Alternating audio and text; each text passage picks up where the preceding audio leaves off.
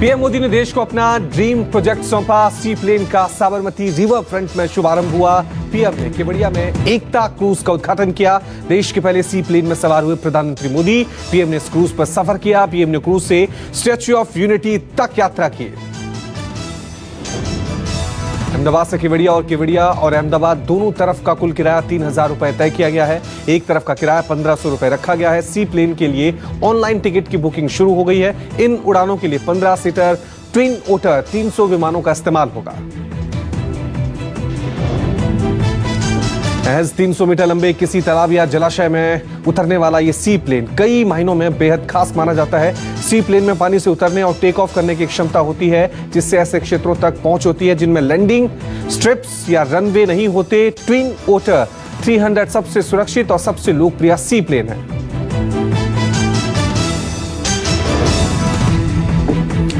एकता दिवस पर गुजरात में पुलवामा पर छलका पीएम मोदी का दर्द का मैंने भद्दी राजनीति झेली, लेकिन अब विरोधी बेनकाब हुए। पीएम ने पुलवामा हमले का जिक्र किया। कहा, जब हमारे देश के जवान शहीद हुए थे उस वक्त भी कुछ लोग राजनीति में लगे हुए थे। ऐसे लोगों को देश भूल नहीं सकता है। कैसी कैसी बातें कही गई, कैसे कैसे बयान दिए गए। देश भूल नहीं सकता कि जब देश पर इतना बड़ा घाव लगा था तब स्वार्थ और अहंकार से भरी भद्दी राजनीति कितने चरम पर थी। पीएम मोदी का विपक्षी दलों पर बड़ा प्रहार। कहा, जाने अनजाने में देश विरोधी ताकतों के हाथ में खेलकर अपने दल का भी हित नहीं कर पाएंगे। पीएम मोदी ने राजनीतिक दलों से अपील की कहा, देश की सुरक्षा के हित में हमारे सुरक्षा बलों के मनोबल को बढ़ाएं। कृपया करके ऐसी राजनीति ना करें। पड़ोसी देश से जो खबरें आई हैं, जिस प्रकार वहां की संसद में सत्य स्वीकारा गया है, उसने इन लोगों के असली चेहरों को देश के सामने ला दिया है। गुजरात के केवड़िया में 26 जनवरी जैसा भव्य दृश्य दिखा। NSG, NDRF, Gujarat police, CRPF की महिला यूनिट ने शानदार परेड दिखाई। वायुसेना ने सरदार पटेल को सलामी दी। फाइटर जेट्स ने ताकत और रफ्तार से सबको हैरान कर दिया। आरपीएफ और बम डिस्पोजल स्क्वाड ने भी अपनी ताकत दिखाई।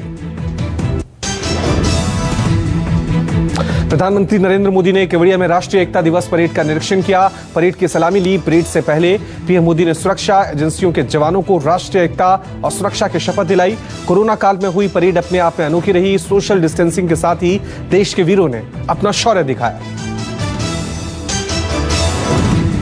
पीएम मोदी ने सरदार वल्लभ भाई पटेल को बताया एकता अखंडता का अग्रदूत। स्टैच्यू ऑफ यूनिटी जाकर पीएम ने सरदार पटेल को श्रद्धांजलि दी। देश के पहले उप प्रधानमंत्री और गृह मंत्री सरदार वल्लभ भाई पटेल की आज 145वीं जयंती है। देश सरदार पटेल की जयंती को राष्ट्रीय एकता दिवस के रूप में मना रहा है। 2 दिवसीय गुजरात दौरे पर आज प्रधानमंत्री नरेंद्र मोदी ने प्रोबेशनरी आईएएस अफसरों को भी संबोधित किया। पीएम ने कहा कि आज देश जिस मूड में काम कर रहा है उसमें ब्यूरोक्रेट्स की भूमिका मिनिमम गवर्नमेंट मैक्सिमम गवर्नेंस की है। पीएम ने कहा कि जनता केवल सरकार की नीतियों की रिसीवर नहीं है, बल्कि जनता जनार्दन की असली ड्राइविंग फोर्स है। फ्रेश होना, जिस समय आप सिविल सेवा में आए हैं वो बहुत विशेष है। आपका बैच जब काम करना शुरू करेगा, जब आप सही मायने में फील्ड में जाना शुरू करेंगे, तो आप वो समय होगा जब भारत अपनी स्वतंत्रता के 75 वर्ष में होगा। पीएम मोदी ने ट्रेनी आईएएस अफसरों को दिया मंत्र का, दिमाग में बाबू शब्द नहीं आने दें। पीएम बोले, अफसरों को रूल और रोल का ख्याल रखना चाहिए। अफसरों को नसीहत देते हुए कहा कि यह ध्यान भी रखना जरूरी है कि छपास और विकास का रोग ना लगे, नहीं तो आप लक्ष्य हासिल नहीं कर पाएंगे। रूल एंड रोल, लगातार संघर्ष चलेगा, लगातार तनाव आएगा। रूल्स का अपना महत्व है, रोल की अपनी महत्वपूर्ण जिम्मेवारी है। इन दोनों का बैलेंस, यही तो आपके लिए टाइट रोप पर चलने वाला खेल है। बिहार चुनाव के दूसरे राउंड की वोटिंग से पहले पाकिस्तान और पुलवामा अटैक की एंट्री हुई। बेगूसराय की सभा में राहुल गांधी पर भड़के बीजेपी अध्यक्ष जेपी नड्डा। कहा, पुलवामा हमले पर पाक मंत्री के कबूलनामे के बाद राहुल गांधी माफी मांगे। हमले के बाद पाकिस्तान के वकील बने हुए थे राहुल गांधी। हम जब पाकिस्तान को जिम्मेदार ठहरा रहे थे तो राहुल पाकिस्तान की हिमाकत कर रहे थे। तेजस्वी यादव ने जेपी नड्डा को बहस की खुली चुनौती दी है। प्रचार पर निकलते हुए तेजस्वी ने कहा कि नड्डा किसी भी मुद्दे पर बहस करे। तेजस्वी ने जेपी नड्डा से पूछा कि बिहार को विशेष राज्य का दर्जा क्यों नहीं मिला, विशेष पैकेज क्यों नहीं मिला, बिहार फिसड्डी राज्य क्यों बना हुआ है। मधुबनी में तेजस्वी ने बताया, महागठबंधन के 4 मंत्र बोले, अब होगी विकास की राजनीति। हम पढ़ाई, कमाई, दवाई और सिंचाई को लेकर चुनावी मैदान में है। तेजस्वी यादव नीतीश सरकार पर खूब गरजे का, कृषि ऋण माफ करेंगे और बिजली दर कम करेंगे। सब चौपट कर दिया। ना पढ़ाई हो रहा ठीक से, ना लोगों को दवाई मिल रहा, ना सिंचाई की व्यवस्था है, ना कोई सुनवाई हो रही है, ना कोई कार्रवाई हो रही है। आप सब लोग सब एक मौका मांग रहे हैं, एक मौका मिलेगा। कानपुर की जनता आप मौका देगी। बिहार के डिप्टी सीएम सुशील मोदी ने तेजस्वी यादव पर पलटवार किया। ट्वीट करके कहा कि जंगल राज के युवराज तेजस्वी बताएं, चमकी बुखार बाढ़ लॉकडाउन में कितने गरीबों के साथ खड़े हुए। सुशील मोदी बोले, सिर्फ वादा किया गया, एक भी गरीब के घर तेजस्वी ने राशन तक नहीं पहुंचाया। अपनी ससुराल वालों के खिलाफ वोट मांगने निकली लालू की बहू ऐश्वर्या। ऐश्वर्या के पिता चंद्रिका राय जेडीयू से उम्मीदवार हैं। तेजस्वी तेज प्रताप के जिक्र पर बोली, जो घर में महिलाओं की इज्जत नहीं करते वो राज्य में महिलाओं की क्या इज्जत करेंगे। महागठबंधन बिहार का विकास नहीं कर सकता। बगहा में महागठबंधन समर्थित कांग्रेस प्रत्याशी के काफिले पर हमला। प्रचार के दौरान 2 गुटों में भिड़ंत, दोनों गुटों के बीच हाथापाई भी हुई। मौके पर पहुंची पुलिस प्रशासन टीम के साथ भी नोकझोंक। प्याज आलू के बढ़ते दाम काबू करने की कवायद सरकार ने शुरू कर दी है। सरकार 25,000 टन प्याज और 30,000 टन आलू आयात करेगी। प्याज के बीज की कमी ना हो, इसके लिए उसके निर्यात पर रोक लगा दी गई है। थोक व्यापारियों के लिए 25 टन और खुदरा व्यापारियों के लिए 2 टन स्टॉक की लिमिट है। अपने बयानों को लेकर अक्सर सुर्खियों में रहने वाले भारतीय किसान यूनियन के राष्ट्रीय अध्यक्ष नरेश टिकैत ने एक बार फिर अनोखा बयान दे डाला। टिकैत ने लड़कों के पहनावे को लेकर गुस्सा जताते हुए उन्हें हाफ पैंट पहनने पर पाबंदी लगाने की बात कही। उसके बाद टिकैत के बयान पर सवाल उठना शुरू हो गए। कल यानी 1 नवंबर से एलपीजी गैस सिलेंडर की होम डिलीवरी का तरीका बदल रहा है। अब गैस बुकिंग के बाद ग्राहकों के मोबाइल नंबर पर एक ओटीपी भेजा जाएगा। जब डिलीवरी के लिए वेंडर घर पहुंचेगा तो आपको उसके साथ ओटीपी नंबर साझा करना होगा। ओटीपी साझा होने के बाद ही ग्राहक को सिलेंडर की डिलीवरी मिलेगी। तुर्की में शक्तिशाली भूकंप ने तबाही मचाई। अब तक 17 लोगों की मौत हुई, 700 से ज्यादा लोग घायल हुए। तुर्की से आई भूकंप से रोंगटे खड़े करने वाली तस्वीरें। कुदरत के कहर के आगे देखते ही देखते जमींदोज हुई इमारतें। तुर्की के तीसरे सबसे बड़े शहर इजमिर में सबसे ज्यादा तबाही देखने को मिली। तुर्की में आए भूकंप की तीव्रता 7 रिक्टर स्केल पे मापी गई।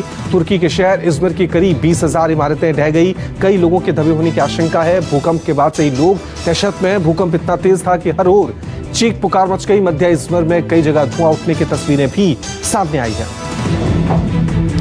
ग्रीस के सामोस द्वीप पर भी भूकंप के तेज झटके महसूस किए गए। लोगों से समुद्र के किनारों पर नहीं जाने को कहा गया। 38 एम्बुलेंस, 2 एम्बुलेंस, हेलीकॉप्टर और 35 बचाव टीमें इजमिर में काम में जुटी हैं। कम से कम 12 इमारतों में बचाव कार्य चल रहा है।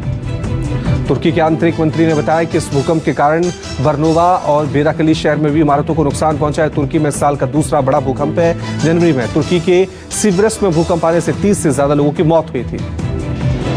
देश में कोरोना से पिछले 24 घंटे में 551 लोगों की मौत हुई है। करीब 50,000 नए मरीज सामने आए। ताजा आंकड़ों के मुताबिक देश में अब कोरोना के कुल मामले 81,37,119 हुए। 1,21,641 लोगों की मौत हुई। राहत की बात है कि एक्टिव केस लगातार घट रहे हैं। देश में अब 5,82,649 लोगों का इलाज चल रहा है। अब तक 74 लाख से ज्यादा लोग ठीक हुए। 24 घंटे में 59,454 लोग ठीक हुए। मरीजों का रिकवरी रेट अब 91% के पास पहुंचा। यूपी में लोगों के लिए अब कोरोना टेस्ट कराना और भी सस्ता हो गया। यूपी में अब 600 रुपए में कोरोना संक्रमण की जांच हो सकेगी। राजकीय मेडिकल कॉलेजों और चिकित्सा संस्थानों में कोरोना संक्रमण की जांच के लिए अब सिर्फ 600 रुपए ही देने होंगे। कैंसर जैसी गंभीर बीमारियों के मरीजों और एक तीमारदार का टेस्ट 300 रुपए में होगा। राजस्थान में अब बिना मास्क पहने दिखाई देने पर भारी भरकम जुर्माना भरना पड़ सकता है। गहलोत सरकार मास्क को लेकर विधानसभा में महामारी संशोधन अधिनियम बिल लेकर आई है, जिसके तहत मास्क नहीं पहनने पर 500 से 2,000 रुपए तक जुर्माना देना पड़ेगा। ऐसे में आपकी जरा सी लापरवाही आपकी जेब ढीली कर सकती है।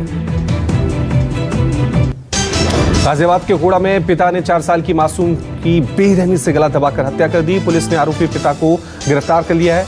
बताया जा रहा है कि वारदात से जुड़ा आरोपी पिता पेशे से ड्राइवर है। जानकारी के मुताबिक घर से अलग रहती थी बच्ची की मां। महाराष्ट्र के पुणे में इंसानियत को शर्मसार कर देने वाली घटना सामने आई, जहां 15 साल की एक मासूम बच्ची के साथ 4 लोगों ने दुष्कर्म किया। फिलहाल पुलिस ने इस मामले से जुड़े 2 आरोपियों को गिरफ्तार कर लिया है। वहीं 2 आरोपी अभी भी पुलिस की गिरफ्त से फरार है। दिल्ली पुलिस ने एनकाउंटर के दौरान इनामी बदमाश तरुण उर्फ तोरी को गिरफ्तार किया है। तरुण को लेकर बताया जाता है कि तरुण कई चोरी और डकैती के मामले में आरोपी रहा है। साथ ही दिल्ली के कुख्यात बवाना गैंग का सदस्य भी रहा है। आईपीएल में आज डबल हेडर मुकाबला है, जिसमें पहला मैच दिल्ली और मुंबई के बीच होना है। वहीं दूसरा मैच शाम 7:30 बजे बेंगलुरु हैदराबाद के बीच शारजा के इंटरनेशनल स्टेडियम में होगा। एक बार फिर से आलिया भट्ट ने बटोरी सुर्खियां। आलिया ने ग्लैमरस फोटोशूट कराया। सोशल मीडिया पर फोटो शेयर कर आलिया ने लिखा, सिंड्रेला ने कभी एक प्रिंस नहीं मांगा, उसने जो मांगा था वो था नई ड्रेस और night out. Big boss 14 weekend के वार में सलमान ने लगाई राहुल वैद्य की क्लास। कुमार शानू के बेटे जान शानू पर राहुल ने कसा था नेपोटिज्म का तंज। नेपोटिज्म वाली बात को लेकर सलमान ने लगाई राहुल को फटकार। एकता कपूर एक बार फिर से लाने जा रही हैं बेहतरीन शोज। एकता कपूर जल्द ही 15 से ज्यादा शोज लाएंगी। बताया जा रहा है कि इनमें से कुछ पुराने सीरियल्स के सीक्वल हैं, वहीं कई बिल्कुल नई कहानी वाले सीरियल हैं।